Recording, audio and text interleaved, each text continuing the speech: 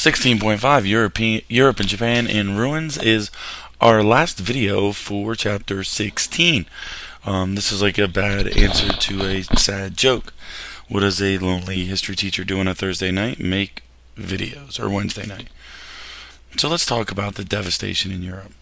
So the war's over. You've had VJ Day and VE Day. If you don't know what those are, please go back and watch video 16.4. 40 million Europeans are dead. Hundreds of cities are basically reduced to piles. Their displaced persons from many nations were left homeless. The countryside was destroyed. Transportation was destroyed. Famine and disease are killing thousands of people. The world is literally, especially in Europe, in rubble. It's ruined. Because if you think about it, strategically, the transportation, the railroad lines, the airlines, anything you could blow up with is a military advantage. Here's what some of the great cities of Europe look like. These are just piles of bodies here. Such tragedy, such devastation. Give you an idea of the costs.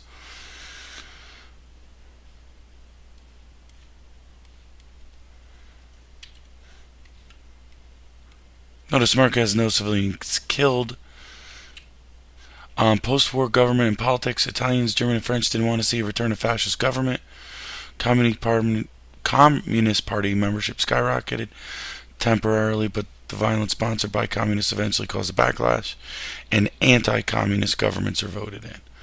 So you're going to see no fascism and anti-communism. So there's a golden moment for democracy. There's the Nuremberg trials. This is the war crime trials for the Nazis.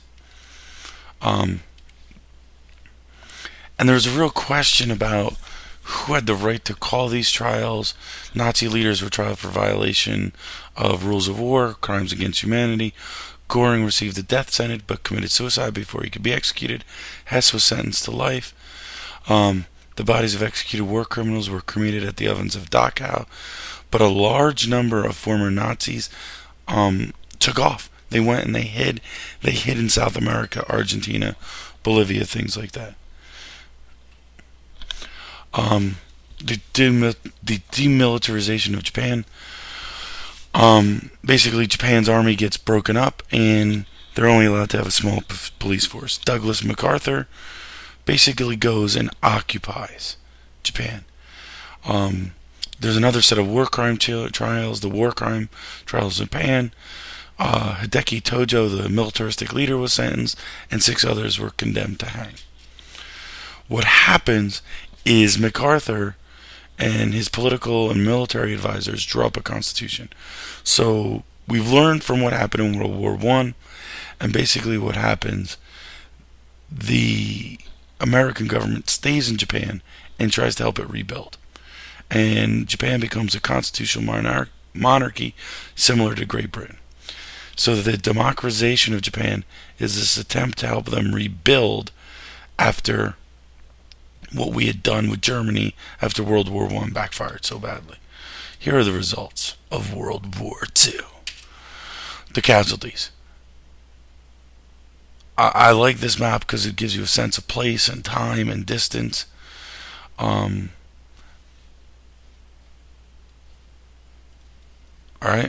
Each symbol, each flag represents 100,000 dead in the appropriate theater of operation. Here's the same thing for Asia.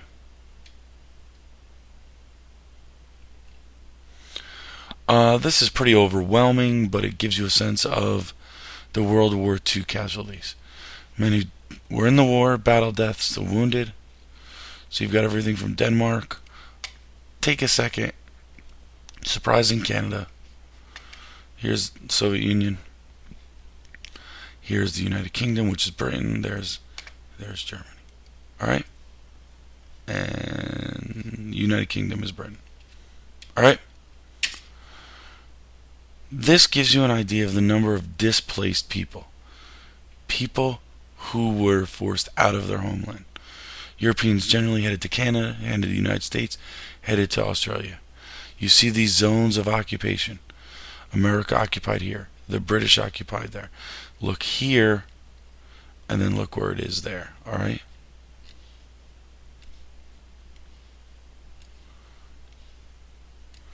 political upheavals, you've got the communist regimes, you've got monarchies abolished, you've got this beginning of an Iron Curtain, which we'll talk about next unit. After the war, it becomes clear there's two powers in the entire world: America and the Soviet Union. And the world starts being split. You're either with America or you're with Russia. And that's going to lead to Chapter 17, the Cold War. Alright? Here you see Germany itself being divided up. And one thing I want to point out is notice that even Berlin itself is going to be divided. Alright? And we'll talk about that later. You get the creation of the UN. The League of Nations failed so badly during World War II that they say, wait, we've got to do something better. And they create the United Nations.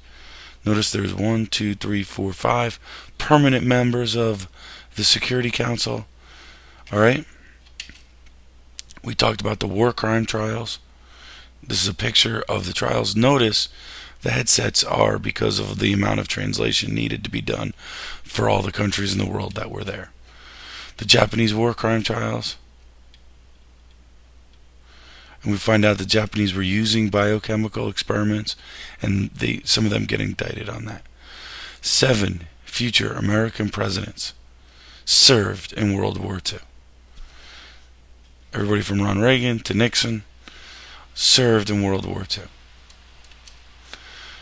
Because of World War II and the desire for technology, weapons, and this new way to compete, the space race is born out of World War II. We've talked about this already. The early computer technology came out of World War II. I argue somewhere over here should be the IBM Hollerith machine that the Nazis used. Here you see the Mark I computer. Here's Colossus. And one of the earliest programming languages is a language called COBOL, which is created by Admiral Grace Hopper. Out of World War II, you see these movements for the Third World, other nations to have their own rights. Some of these faces should jump out at you right away. After World War II, you see decolonization. The date on the map is the year independence was achieved.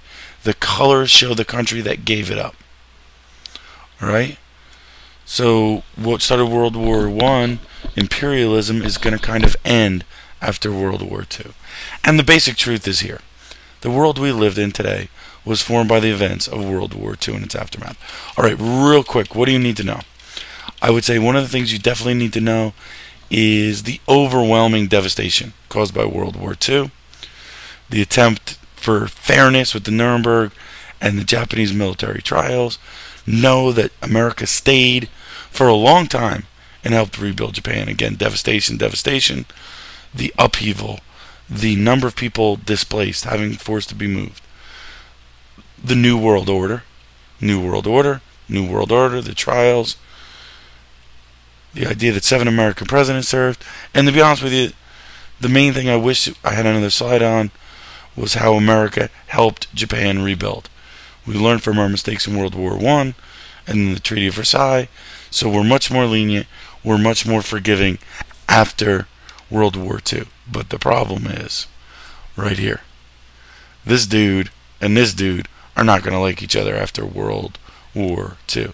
In fact, many people argue that this nation used the atomic bomb not so much for Japan at the end of World War II, to war in the Soviet Union to avoid a World War III. Ladies and gentlemen, that is 16.5.